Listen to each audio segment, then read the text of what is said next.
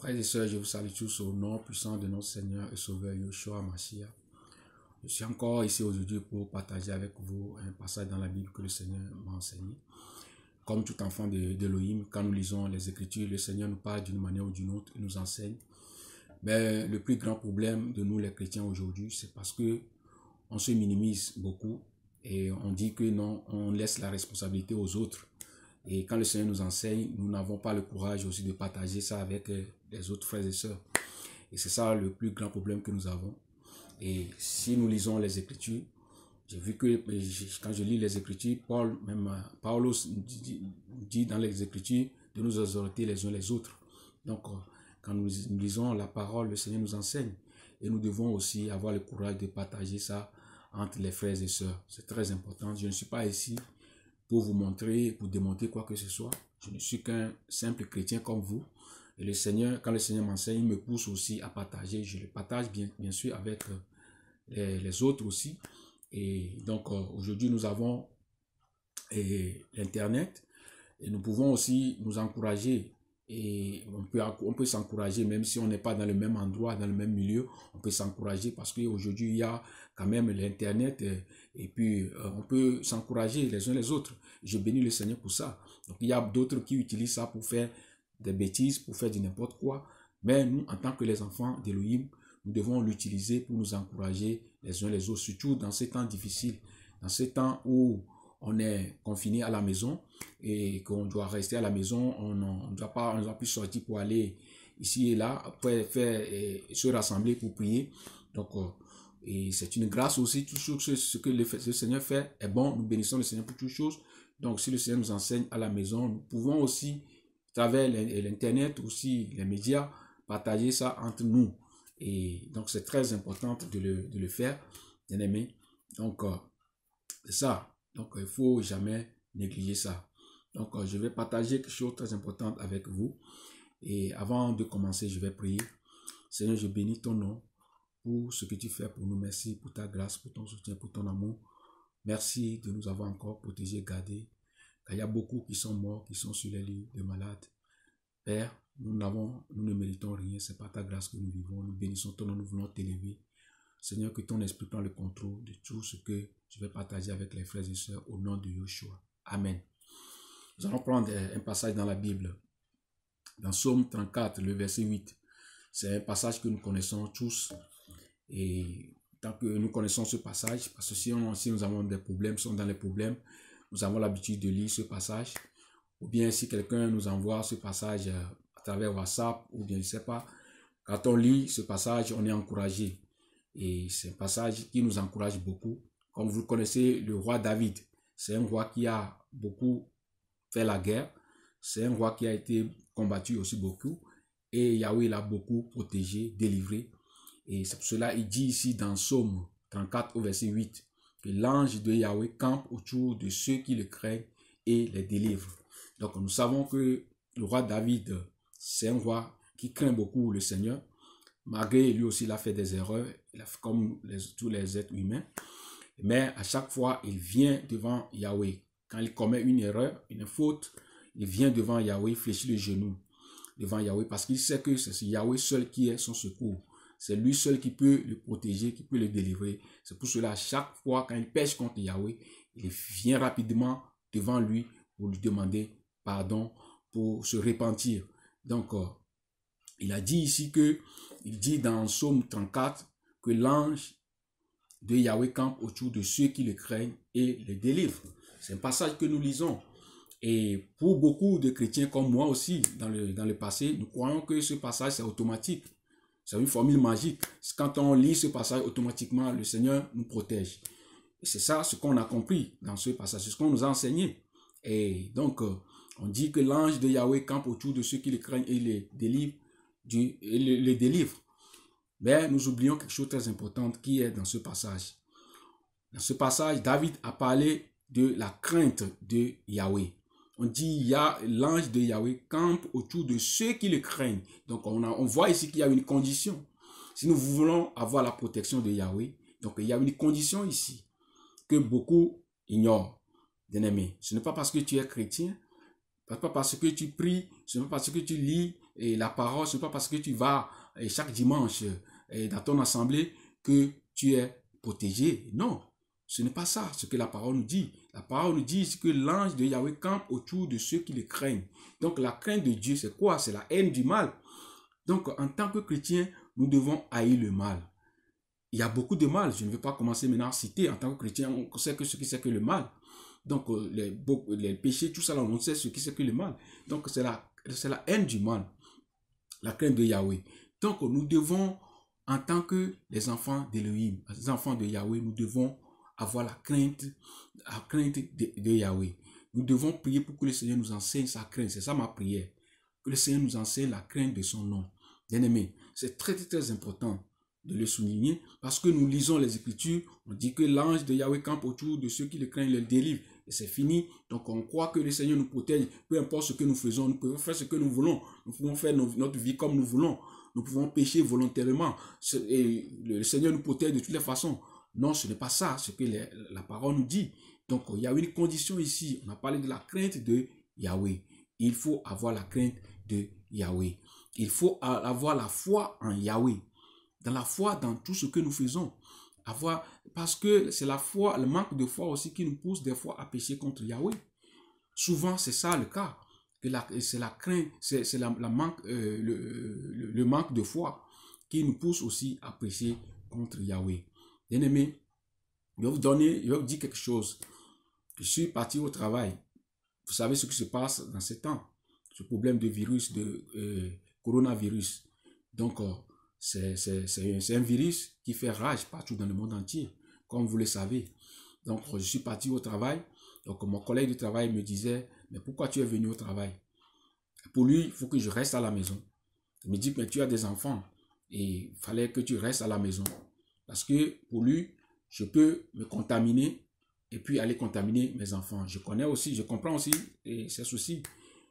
Mais nous, en tant que chrétiens, nous sommes des chrétiens. Maintenant, la pensée qui m'est venue, maintenant, si je vais rester à la maison, je suis obligé d'aller voir un médecin. Je suis obligé d'aller voir un médecin pour lui dire que je suis malade. Donc, en faisant ça, c'est le mensonge. Vous voyez, je dois aller voir le médecin pour lui dire que, parce que j'ai peur du virus, il faut aller voir le médecin pour qu'il me déclare malade. Vous voyez, donc, lui, il me dit, pourquoi tu es venu au travail? C'est parce qu'il veut que, ce que j'ai compris, c'est qu'il veut que je reste à la maison et je ne peux pas rester aussi comme ça à la maison parce que la société n'a pas fermé sa porte. Vous voyez, donc, dans ces temps de coronavirus, on a vu, il y a des sociétés qui ferment leurs portes. On voit, il y a surtout au niveau de gastronomie. Donc, les gens sont obligés de rester à la maison. Mais là où nous travaillons, là où tu travailles, mon frère, ma soeur, si la société n'a pas fermé sa porte, donc tu es obligé d'aller au travail, normalement. Tu vois? Donc, j'ai appris même qu'il y a des collègues qui ont peur du virus et qui sont restés à la maison et qui ne veulent pas venir au travail. Donc, du coup, je suis sûr qu'ils vont aller voir le médecin. Tout ça. Vous voyez? Donc, en faisant ça, c'est le mensonge. Vous voyez, je ne suis pas malade, je vais aller voir le médecin parce que j'ai peur du virus.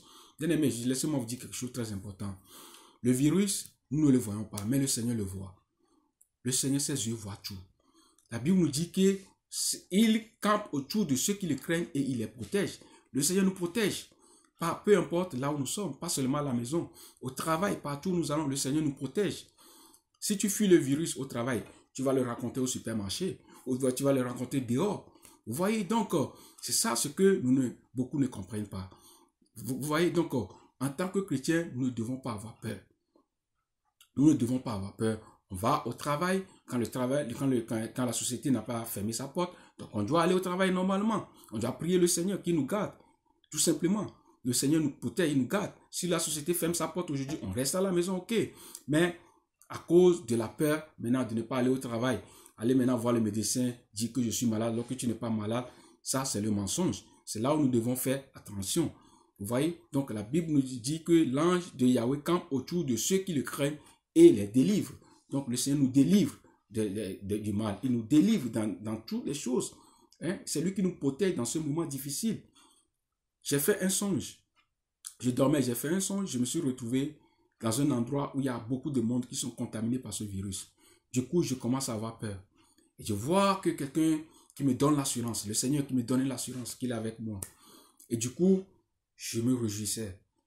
Et je suis là, mais je sentais que tout va bien, que je ne me suis pas contaminé. Et j'ai vu beaucoup de chrétiens qui sont autour de moi, qui sont protégés. Quand je me suis réveillé, j'ai dit, wow, j'ai béni le Seigneur. Ah, c'est une assurance pour moi que le Seigneur nous protège dans ces temps difficiles. Mes frères et sœurs, nous sommes des chrétiens. Si nous sommes des chrétiens, nous devons aussi avoir la foi au Seigneur. Parce que la Bible nous dit que sans la foi, il est impossible de lui être agréable. Beaucoup de gens parlent aussi aujourd'hui de la foi. Quand tout va bien, on a la foi. Mais c'est dans les moments difficiles, devant les problèmes, les moments difficiles, que le Seigneur éprouve notre foi. C'est là où on voit qui est le véritable chrétien et qui ne l'est pas. Donc, devant ces situations difficiles, nous devons avoir confiance au Seigneur. Nous devons toujours avoir confiance au Seigneur. Il ne faut pas que ça soit une foi hypocrite. Quand tout va bien, on a la foi. Quand nous allons dans nos assemblées, nous faisons tout comme nous faisons semblant que nous avons la foi au Seigneur. Devant les gens, on fait semblant. Mais quand les situations arrivent, maintenant, c'est là maintenant, on ne veut plus maintenant se comporter comme des enfants d'Élohim.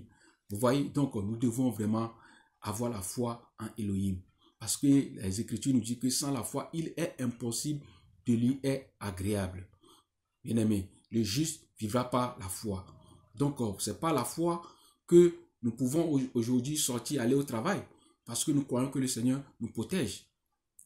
Bien-aimé, ce n'est pas la foi et que nous prions pour les autres, pour que le Seigneur touche pour que le Seigneur touche leur cœur, pour que le Seigneur les délivre aussi.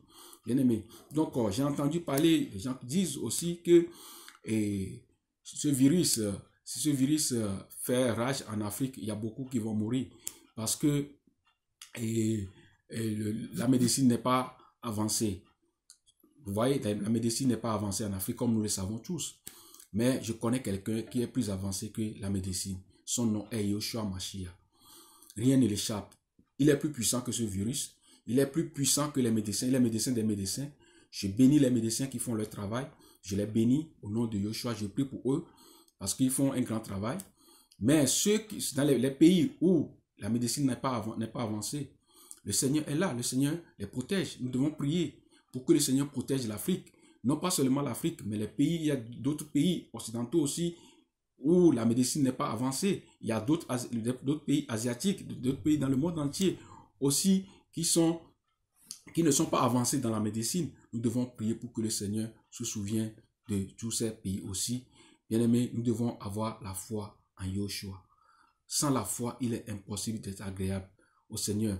Parce que c'est le manque de foi qui nous pousse à chercher des détours, à chercher à prendre les choses en main nous-mêmes.